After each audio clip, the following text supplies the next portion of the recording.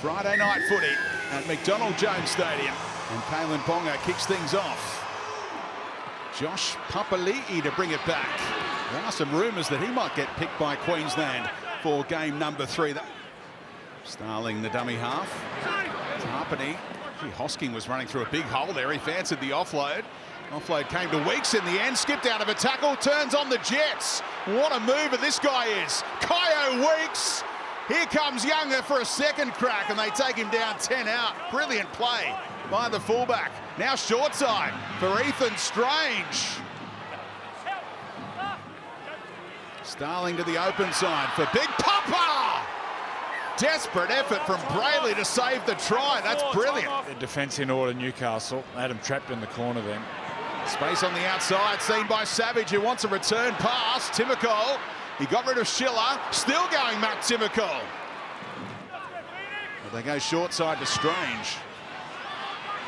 Ponga. Oh, Sasangi filling the boots of Hudson Young and doing so with an emphatic try. Oh, look at this. Fogarty, inch perfect from around the 40 to the 20. Tarpany, again shaping for an offload. He'll play it on the last here. Starling short side, Hosking. Oh, brilliant! What an offload! And look who's backing up, he always does. Kyo Weeks. Plays it a metre out, they stick short side. Sasangi, another offload, quick hands, and they work the short side beautifully for Ethan Strange to score his 7th of the season. 3 minutes to go until the break. Can Newcastle find their first point? Space again on this side. Early ball for Gagai was too far out in front. Look out for the counter-attack. Stewart latches onto the loose ball. Fogarty, Papali'i. Tried his luck 4 or 5 times tonight from close range. Where to now for Starling? Fogarty. Hosking, bust through tackles, and the try saver made by Croker. Ball comes loose, that's a lost ball. 5 metres out Newcastle. Crossland for Ponga. Goes short this time to Lucas. You can see the space on the left-hand side, Ponga. Xavier Savage, he rushes up. He'll get the ball there sometime. It's still on short side. He got his shout again, and that's why Schiller scores, and Newcastle might be back in this one. To the left they go again. Ponga weaving his way through. Finds Schiller, who's got Timokol for speed. On the outside, in and away. Kyo Weeks makes another try saver. There's been a stack of those tonight. What'd you say to him, Freddie? Said score some tries, mate. That'd be handy. Oh, mistake by Hastings, and look how quickly Strange turns defence into attack. Running around Gagai, finds the outside man. Stewart for 2 in 2 for the number 2. It was the hand of Crossland over the top that knocked that ball out. Space being opened up here for Best to try and slice them. Oh, what a pass around the corner, found Schiller, who's still going. And keeps it alive, able to pass back to Best. Well, this would set the thing alight at McDonald Jones. 15 to go, trailing by 16, but it's not over. McEwen over the line, and they've got their second, the Knights. But just enough time for the Knights. Ponga, Gagai holds up the pass, Best for Schiller. Oh, grandstand finish coming up at McDonald Jones. Oh, here we go. The Canberra Raiders go top of the ladder at this stage of the season for the first time in 22 years. This is the reason, hey, Robert. This is the reason I brought Pups along is that unbelievable sacrifice today from Seppa, probably Josh's wife, who had a baby boy this afternoon. So Jeremiah, it was amazing. It was always going to be touch and go whether Seppa could hang on or whatnot, but she wanted Josh to go away and play. It was a, as I say, great unbelievable sacrifice from a new mother. So I thought I'd bring Josh along. Congratulations, Papa. How you feeling, mate? Yeah, thanks, Oops. Nah, obviously pretty excited. Can't wait to go back and check on the wife first of all, but then obviously hold my new son as well. So can't wait. Stick 6 wins in a row. What did you make of this evening's performance? Mate, I'll take any win, hoops. But the last 15 or 20 minutes, we're not the team that we have to be. We played to the scoreboard and made 3 bad errors. I think it was 2 tackle ones, and early in the tackle count again. Then we turned the footy over and we let them get back into the game. And that's not good enough. So we've got to build on that. It's important for the boys to hear it because that's not good enough when we're going into the back end of the season. Joe, you must have been proud in the opening half, though. I think you were 19 sets from 19 completed. And the second phase you were getting off your offloads was also working very well. Yeah, we were sticking to the game plan very well. Like Stick said, though, going forward and going into back into the season finals, we got to cream both halves. That'll be a big work on for us going forward. How do you keep it's a good group stick, but how do you keep them grounded? Because there's going to be a lot of hype now. You've still got 2 buys up your sleeve. There's going to be a lot of people starting to really talk you up, whereas at the beginning of the year, people were saying you might get the spoon.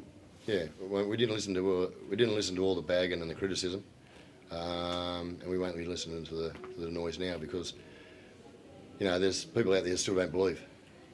So we're still a very, very young football team. If you have a look at the average age of those kids out there tonight, some guys playing their second game of NRL in Jed and Noah, Owen Paddy's age, there's such a young group.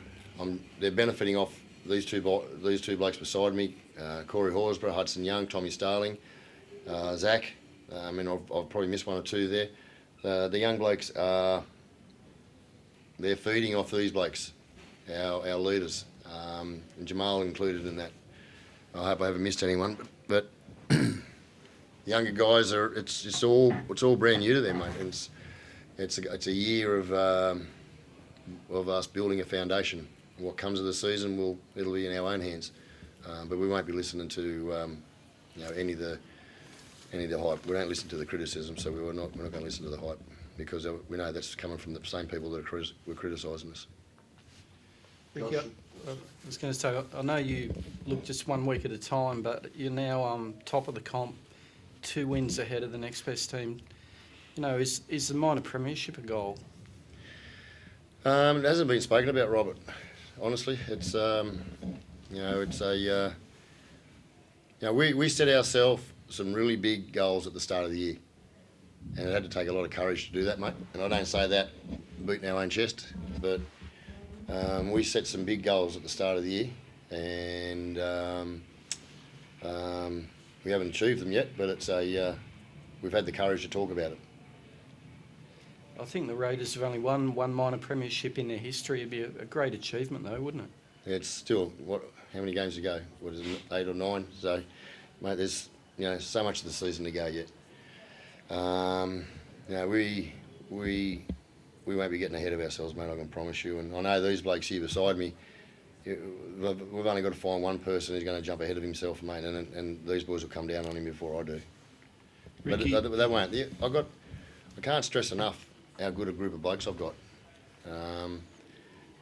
They like all footy teams, they want to win, but they are a very close team, and they'll pick each other up in regards to how they are handling this situation right now. Because of sometimes the youth is just exciting. They're just looking for the next day. So we won't get too ahead. Ricky, giving Hudson Young a spell tonight give Simi a rare chance to start. He must have been pleased with his game, scored a try and was involved in the lead up to Ethan's. Yeah, I was really pleased with Simi. He played really well. He's got good feet at the line. He's I needed a big off season out of him, and we wouldn't commit to extending him until he gave me the commitment in the off season, and he was brilliant. He came back from his tour overseas with Tonga? Samoa. I think you said Samoa. I knew I'd get one of them wrong. He went overseas and played, And I said, yeah, absolutely go, but on the backing that you come straight back to off-season. And he did. Without, with a small break, he came back to off-season because he had to have a big off-season. Another off-season for Simi, he'll be even a better player next year. Joe, you're a guy who started your career here like Simi, and you must be pleased for him to come back and play so well at the club where, in front of the crowd where he started his time. Yeah, we've got half a dozen boys started here. But yeah, I love coming back. Got the in-laws up here and some family members, so just to play in front of them is always a pleasure. But yeah. And on Simi specifically, like he got the chance to do that tonight. Yeah, unreal. And the good thing is he's not the finished product either. He's got a lot of growth to go, a lot to learn, and it's good that he's getting those minutes in. Josh, were you always going to play tonight, and how did that conversation go with your missus? Yeah. I told Sticky at the start of the week that she was sort of due around tonight. My missus told me I told the roomie that my missus told me to make sure we come back with the 2 points, and she'll deliver the baby. So I'm glad we done both. I'm glad she held her. No. I'm glad she held her into the bargain. Do you give him for Dad as well? I mean, your son's going well. Yeah, it's his second game. This game was always going to be harder for him to get up. I spoke about that during the week, that last week's prep was easy for him. This week was going to be a lot different, and I was actually happy for him how he played. Thank you. Yeah, thanks, Pup. Adam, that didn't look great. Kalen, what can you tell us? He'll need to go and get scans. All I know at the moment is it's a foot injury. It's not the one that he done in 23. But yeah, the doctors told me that he'll go off for scans. I'm assuming either tonight or in the morning. That's about all I can tell you, Hips. In terms of state of origin, not sure. Need a scan, yeah. You seemed pretty resigned to something serious as soon as he hobbled away from that tackle, Adam, when it happened. Well, he's tough. He doesn't come off for just about anything. You know, you got to drag him off the field with the tow truck normally. So yeah, it's probably not a good sign. Disappointing result, Adam, but another lot of effort from your guys. Yeah, there was a ton of effort in the second half. I just thought our start to the game, particularly in good ball, let us down a little bit. We were quite poor with execution early on, but then we created enough opportunities, just didn't ice them, and then the second half we went after the game, freed up a little bit, which is the key to this team. And to Canberra's credit, they took their moments. They created a couple, offloads on the trial line and contesting a kick, which we knew that they do, and they're a good footy team, and they took theirs and we bungled ours in the first half. Tyson, how did you see it out on the field? Yeah, pretty much what, as he said, I thought we had our moments there to start the game, and we didn't ice it. And, we crawled our way back in the second half, but a bit too late. But take nothing away from Canberra. They're the team of the comp. We're down on troops and potentially down on troops for the rest of the year. But I thought the fight that the boys showed throughout the whole game was great. And like I said, probably let ourselves in a few moments there. But we can be happy with it. But we need to be better anyways. What was the feeling like when Kalen left, Tyson? I mean, they were lining up as conversion, and I think the score might have been 22-6 at the time. Yeah, it's hard because you don't know what's really going on, and there's certain injuries where you can battle on, and injuries like that, hamstrings, things that kind of debilitate you and you can't move from it. It's hard to get a read on how bad it is, but fingers crossed for Kalen. Personally, hopefully he's okay. Without him on the field, they showed a lot of ticker and a lot of fight to get back in, creating opportunities on that left side. Yeah, I thought that things have happened to us throughout the whole year, so it's not something that we're not used to. And the team got rearranged a fair bit there when he come off, and we just went straight into it. We knew we had to attack the game and find a way to win, and we fought right to the end, and fell short, but plenty of fight there still. No Taylor, no Fletcher Sharp for the next game. Where do you kind of see that X factor stemming from? Finish it quick. Well, we got a bye, so we've got some time. We've got some time to sit down and work out the extent of, firstly, Kaylin's injury, and then, like Chris said, we've been down this road for years now. We'll have to figure it out. Just speaking of Fletch, how is he? Have you got in contact with him the last couple of days? Yeah, he's at home. He's obviously not doing much. He's in bed. He'll be in that sort of situation for a while now, and still in a fair degree of pain. And for him, he doesn't let on with that sort of stuff very often. So, as everyone knows, it's a significant injury, this one. 8 games left in the season. Are you still a chance for the finals this year, Adam, do you think? We keep putting in an effort like that. We need some things to go our way, but prior to this game, it's a weird ladder. We're probably one call away from potentially being, we win tonight, you're very close to being in the 8. We've got a couple of buys up our sleeves, so it's a bit weird.